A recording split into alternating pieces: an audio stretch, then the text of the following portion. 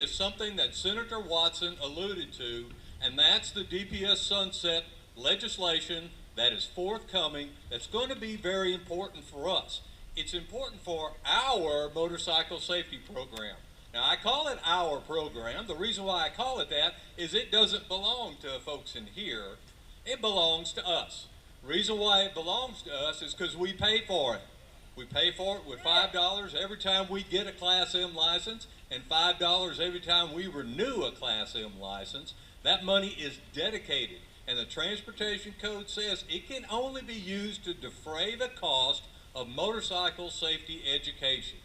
So that's what we need to make sure happens. Now, historically, and I say historically, there's been all kinds of little ways to redistribute that money within DPS and outside of DPS.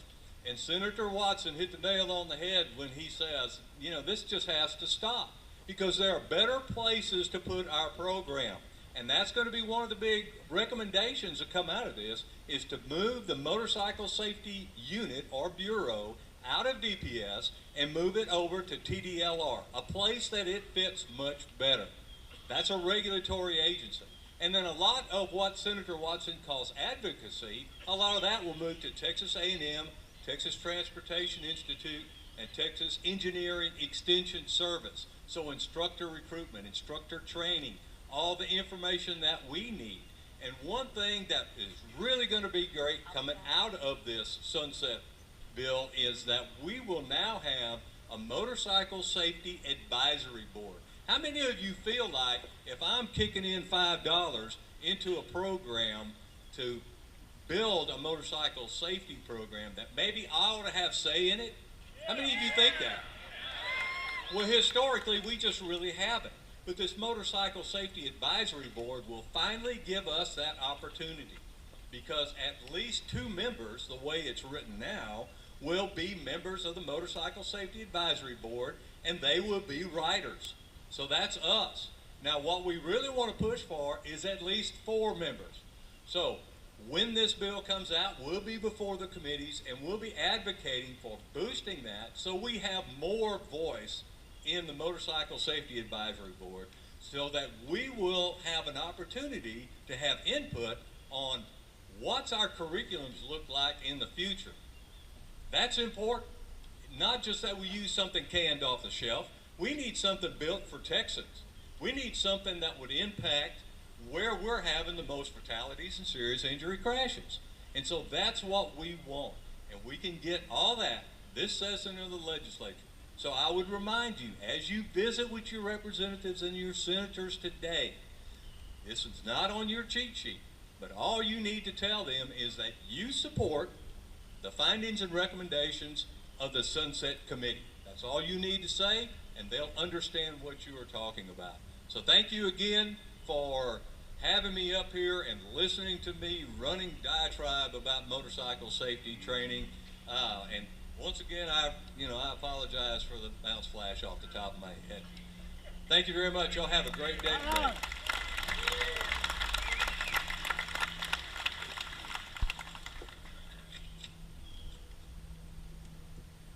Last but not least, Double D.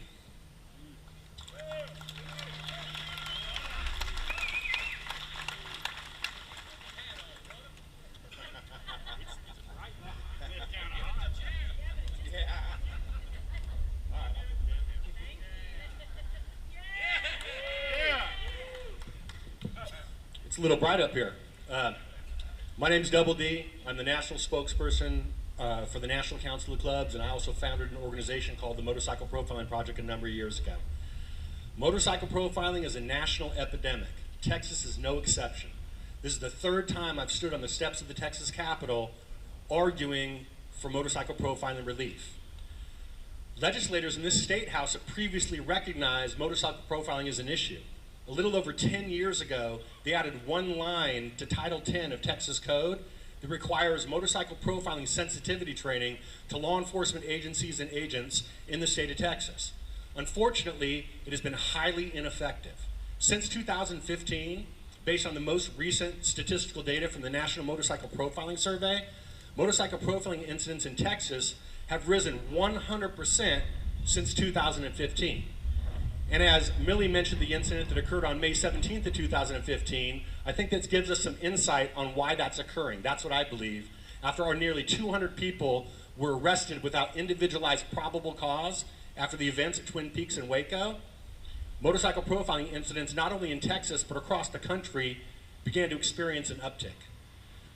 Independent of Waco, what sort of form are these incidents taking?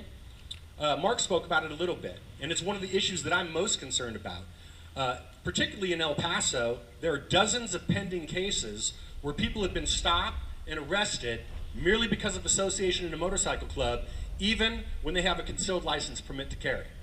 I believe it's a misapplication of the statute. There is a statute in Texas that says gang members are not allowed to have guns. However, that statute requires that you connect that specific individual to criminal activity. That's part of the probable cause to arrest someone under that statute.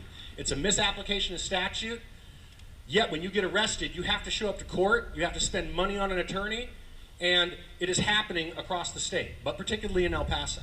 Independent of that, in the hometown of Austin here, in the state capital, we've had incidents of one a couple of years ago that Millie Thompson, who spoke earlier, defended a client who was pulled over for a traffic infraction, immediately notified that he was not going to receive a citation, yet he was held on the side of the road against his will and forced to take pictures of every tattoo on his body or be forced to go to jail.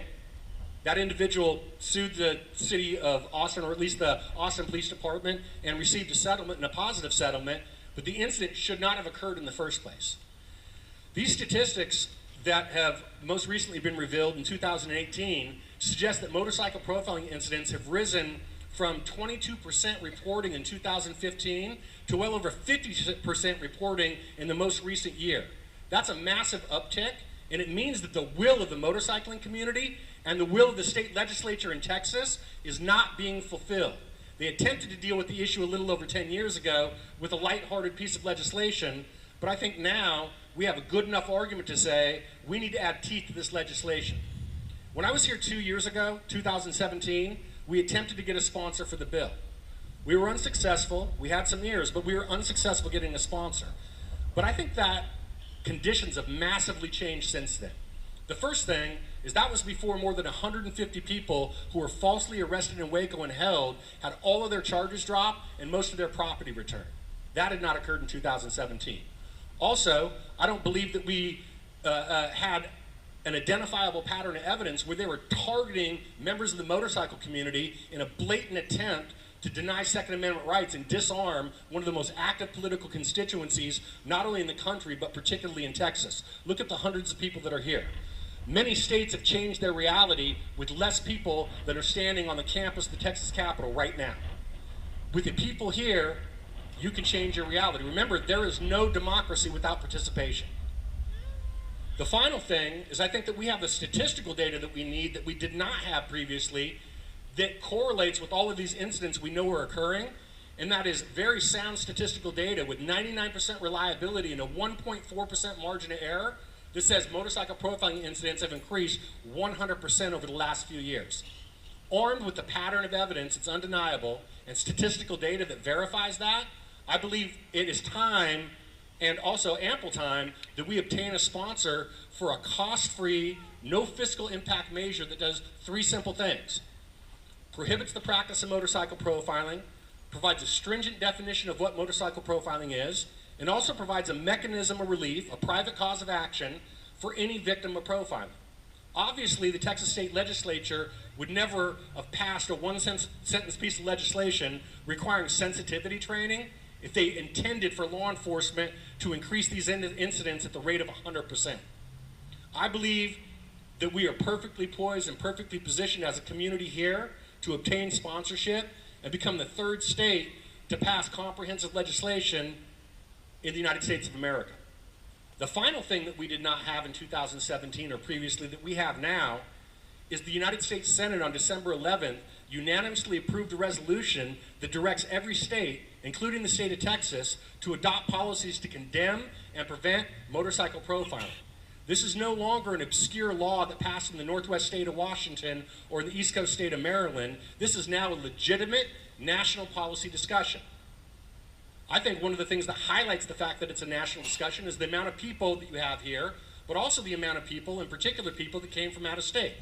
We have Jim Barr standing over here in the yellow, holding up the Long Island Supporters Texas Spikers, right? This is the second time he showed up to the state capitol.